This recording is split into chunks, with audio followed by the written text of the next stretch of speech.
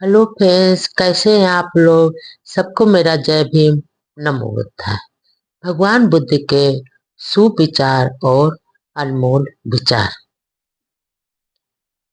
भगवान बुद्ध ने आनंद से कहा, आनंद, हो सकता है कि तुम ऐसा कहो कि अब हमारे शास्त्र नहीं रहे, अब हमारे शास्त्र का उपदेश नहीं हो पाएगा।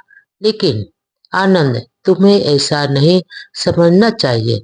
जो कुछ मैंने विनय और अनुशासन सिखाया है, मेरे बाद वही तुम्हारे शास्त्र होंगे। भगवान बुद्ध ने आनंद से कहा। भगवान बुद्ध ने आनंद से कहा, इस समय भिक्षु संघ में परस्पर एक दूसरे को सम्मान संबोधन से ही पुकारने की आदत है। बड़े छोटे का कोई भेदभाव नहीं करते। मेरे बाद इस आदत को त्याग दिया जाना चाहिए। बड़े भिक्षु द्वारा साम ऋण को नाम लेकर अथवा छोटे भिक्षु द्वारा बड़े आयुष्मान कहकर पुकारना चाहिए। किंतु साम ऋण अथवा छोटे भिक्षु द्वारा बड़े भिक्षु को भंते अथवा श्रद्धे कहकर पुकारना चाहिए। भगवान बुद्ध ने आनंद से कहा, यदि संघ चाहे तो मेरे मरने के बाद जो छोटे मोटे नियम हैं उन्हें छोड़ा भी जा सकता है, यानी छोड़ देना चाहिए। भगवान बुद्ध ने आगे आनंद से कहा, तुम छन्न को जानते हो, वह कैसा जिद्दी दुष्ट है व्यक्ति है तथा उसमें विनय को मानने की भावना कुछ भी नहीं है। आनंद, भगवान बुद्ध ने आनंद से कहा, फिर मेरे बाद छन्न को कड़ा दंड ब्रह्म दंड दिया जाए कि नहीं। भगवान बुद्ध, कड़ा दंड से आपका क्या अभिप्राय है। आनंद ने भगवान बुद्ध से पूछा। आनंद, छन्न चाहे कुछ भी कहे, उसे कहने दिया जाना चाहिए। उसके साथ बोला न जाए, उसकी भर्त्सना न की जाए, उसे भिक्षुओं द्वारा कोई भी शिक्षा न दी जाए और उसे अकेला छोड़ दिया जाना चाहिए। हो सकता है कि इस तरह वह सुधर जाए। भगवान बुद्ध ने आनंद से छन्न के बारे में ये सारी बातें कही। तब तथागत ने भिक्षुओं को संबोधित किया। हो सकता है कि किसी भिक्षु के मन में बुद्ध के विषय में या धम्म के विषय में या संघ के विषय में कोई शंका हो या उलझन हो, अथवा मार्ग के ही विषय में कोई भी शंका हो, उलझन हो। यदि हो तो भिक्षु, अभी समय है, पूछ लो। बाद में यह सोचकर न पछताना कि हमारे शास्त्र हमारे सम्मुख थे तो भी हमने उनकी उपस्थिति में उनसे कोई भी प्रश्न नहीं पूछा या पूछने की रुचि नहीं ली। भगवान बुद्ध के ऐसा कहने पर भिक्षु संघ चुप रहे। तब दूसरी बार और तीसरी बार भी तथागत ने अपनी बात दोहराई। तीसरी बार भी भिक्षु मौन ही रहे और भगवान बुद्ध की बातें सुनते रहे। तब तथागत ने कहा, हो सकता है कि मेरे प्रति आदर भाव होने के कारण तुम नहीं पूछ रहे हो। भिक्षुओं, जैसे एक मित्र दूसरे मित्र से बात करता है, वैसे ही तुम मुझसे पूछो और बोलो। तथागत भगवान ने भिक्षुओं को ऐसा पूछने के लिए कहा कि मित्र की तरह हमसे जो भी बात पूछनी हो वो पूछ सकते हो, अभी समय है। तभी भिक्षु संघ चुप ही रहे और तथागत से कोई भी प्रश्न नहीं पूछा। तब आनंद फिर ने तथागत से कहा, भगवान अद्भुत है, भगवान आश्चर्य है, मुझे इस संघ का भरोसा है। इतने भिक्षुओं में कोई भी नहीं है जिसे बुद्ध के बारे में, धम्म के बारे में शंका हो। संघ के बारे में कोई शंका हो, कोई उलझन हो अथवा आर मार्ग के बारे में शंका हो। आनंद, तुम विश्वास के भरोसे बोल रहे हो। तथागत ने को आनंद से कहा कि इस बारे में ज्ञान है। इन भिक्षुओं में से किसी एक को भी इस बारे में कोई शंका या उलझन नहीं है। मेरे इन 500 भिक्षुओं में से जो सबसे पिछड़ा हुआ है वह भी कम से कम श्रोतापन्न अवश्य है, अर्थात स्रोत में आ पड़ा है, उसका पता नहीं हो सकता और उसकी बोधि प्राप्त सुनिश्चित है। भगवान बुद्ध भिक्षुओं के बारे में आखिरी समय में ऐसा सब कुछ कहा। तब तथागत ने भिक्षुओं को संबोधित करते हुए कहा, भिक्षुओं, मैं फिर भी तुम्हें स्मरण करा कर रहूंगा। सभी संस्कार अनित्य हैं, इसलिए आप प्रमाद पूर्वक अपने लक्ष्य की प्राप्ति में लगे रहो। तथागत के ये अंतिम शब्द थे। शोकाकुल आनंद। वैशाख पूर्णिमा के मध्य रात को महापरिनिर्वाण तथागत का हो गया। जब भगवान बुद्ध की आयु अधिक हो गई तो देख रेख के लिए उन्हें एक परिचारक सेवक की आवश्यकता पड़ी। उन्होंने पहले नंद को चुना, नंद के बाद आनंद को चुना। भगवान बुद्ध ने पहले नंद को चुना, उसके बाद आनंद को चुना। आनंद अंतिम समय तक तथागत के परिचायक रहे। आनंद केवल परिचायक ही नहीं थे, बल्कि उनके दिन रात के प्रियतम साथी भी थे। जब भगवान बुद्ध कुशीनारा पहुंचे और 2 साल वृक्षों के मध्य विश्राम करने लगे, तो भगवान बुद्ध को लगा कि उनका अंत समय निकट आ रहा है। तो उन्होंने अनुभव किया कि उन्हें कम से कम आनंद को बताकर विश्वास में लेना चाहिए। इसलिए तथागत ने आनंद को बुलाया और कहा, हे आनंद, अब रात के तीसरे पहर में कुशीनारा के उपवन में इन्हीं साल वृक्षों के मध्य तथागत का परिनिर्वाण होगा।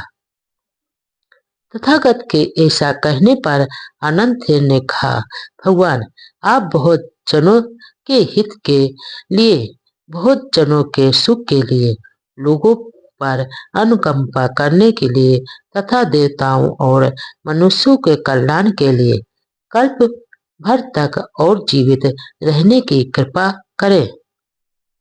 3 बार आनंद ने आग्रहपूर्वक भगवान बुद्ध से प्रार्थना की।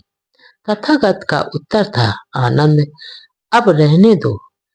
अब तथागत से अनुनय विनय मत करो। ऐसी प्रार्थना करने का समय बीत चुका है। आनंद। तथागत ने आनंद से कहा, आनंद, अब मैं बूढ़ा हो गया हूँ, वह प्राप्त हो गया। अब मेरा अंत समय समीप आ गया है। मेरे दिन पूरे हो गए। मैं 80 वर्ष का हो गया हूँ। जिस प्रकार कोई पुराना जर्जर छकड़ा एक ना एक दिन टूट जाता है, वही गति तथागत के शरीर की भी होती है, हो गई है। यह सुना तो आनंद थे वहां रुके न रह सके। जब आनंद थे दिखाई नहीं दिए तो भगवान बुद्ध ने भिक्षुओं को पुकारा और पूछा, आनंद कहाँ है? भिक्षु बोले, आनंद थे यहाँ से चले गए और खड़े खड़े रो रहे हैं। तथागत ने एक भिक्षु को बुलाकर कहा, जाओ और आनंद से कहो कि तथागत बुला रहे हैं। बहुत अच्छा, तथागत, भिक्षु ने कहा। जब आनंद वापस आए तो आकर तथागत के समीप बैठ गए।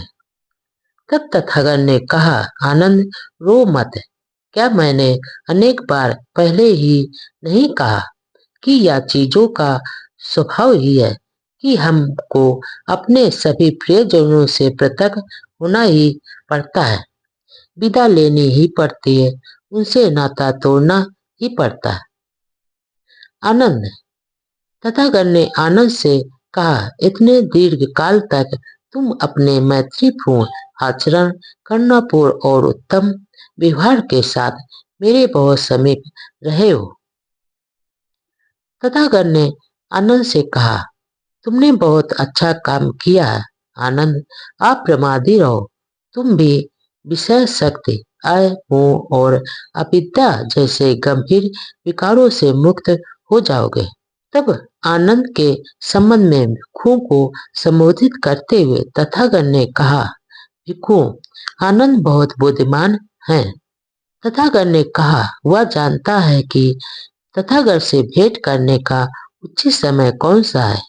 भिक्षु भिक्षुणियों के लिए कौन सा ठीक समय रहेगा, उपासक उपासिकाओं के लिए कौन सा समय ठीक रहेगा, राजा अथवा राजा के मंत्रियों के लिए कौन सा समय ठीक रहेगा, तथा दूसरे आचार्यों शिष्य के लिए कौन सा समय ठीक रहेगा। भिक्षु, आनंद की ये 4 विशेषताएं हैं। तथागत ने भिक्षुओं से कहा, सभी आनंद से मिलकर प्रसन्न होते हैं, सभी आनंद को देखकर आनंदित होते हैं, वे उसकी वाणी से प्रसन्न होते हैं। आनंद को मौन पाकर सभी परेशान हो उठते हैं। तथागत ने भिक्षुओं को संबोधित करते हुए ये सारी बातें आनंद के बारे में बताई।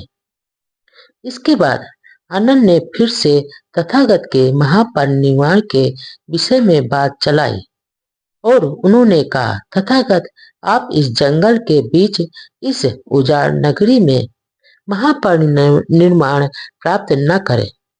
तथागत के लिए और बड़े बड़े नगर हैं, जैसे चंपा, राजगृह, श्रावस्ती, साकेत, कौशाम्बी तथा वाराणसी।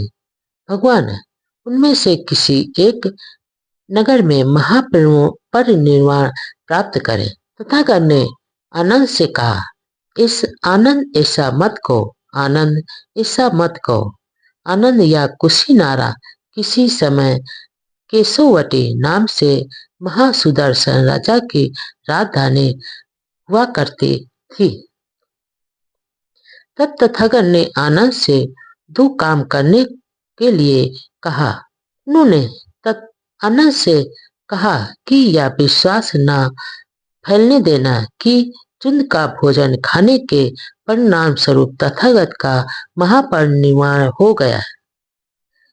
उन्हें भय था कि इससे कहीं चुंद संकट में न पड़ जाए, यानी तथागत को भय लग रहा था कि कहीं चुंद संकट में न पड़ जाए। तथागत ने कहा कि जनता के दिमाग में यह एक ऐसा शंका दूर कर देना। दूसरी बात तथागत ने जो बात आनंद से कही वह यह थी कि कुशीनारा के मल्लों को सूचित कर दिया जाए कि तथागत उनके उपवन में पधारे हैं और रात के तीसरे पहर में महापरिनिर्वाण तथागत को प्राप्त होंगे। ऐसा कोई अवसर न देना कि तुम्हारी निंदा हो जाए। तथागत ने आनंद से कहा, कहीं मल्ल कहने लगे, हमारे ही गांव में तथागत का महापरिनिर्वाण हुआ और हमें पता भी नहीं चला। हमें अंतिम समय में तथागत के दर्शन करने का अवसर नहीं प्राप्त हुआ। उसके बाद अनिरुद्ध थेर तथा आनंद थेर ने शेष रात धार्मिक चर्चा में ही व्यतीत की। जैसे पहले घोषणा की गई थी, रात के तीसरे पहर में ही तथागत का महापरिनिर्वाण को प्राप्त हो गए।